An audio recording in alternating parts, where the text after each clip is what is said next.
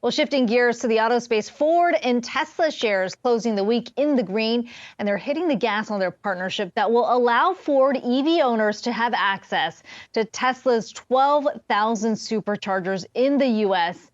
and Canada. That's going to begin early next year. And Seana, this is a big one for Ford because when you think about why drivers are still a little hesitant about shifting over to EVs, it is about that infrastructure build out. Tesla certainly has the strength on that front. You're still going to need an adapter if you have a Ford EV right now, but that access to the superchargers really allows Ford to say, look, we've got the infrastructure in place, and maybe brings down the range anxiety a little more. Yeah, I was going to say range anxiety is huge when it comes to EV adoption. I think a lot of people are still hesitant to maybe purchase an EV given the fact that it's not so easy to find some of those charging stations. So this new agreement here between Ford and Tesla looks like, at least from the streets reaction, it's a big win for both players involved. What was also interesting about this chat that we did have on Twitter Spaces yesterday between the two leaders was what Jim Farley had to say about Tesla. He was very encouraging just in terms of the technology, what Tesla has done with the EV space already. And I mentioned that because Ford is really eyeing Tesla just in terms of the biggest competitor, obviously,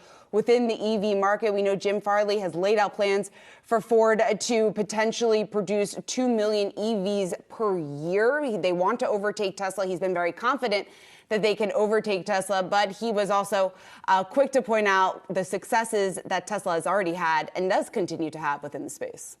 I should point out, Seana, there are some grumblings among Tesla drivers today on the back of this because superchargers already have long lines depending on which city you're in. Now they're going to have to share that with Ford, but that does point to the growing demand for EVs as we transition here.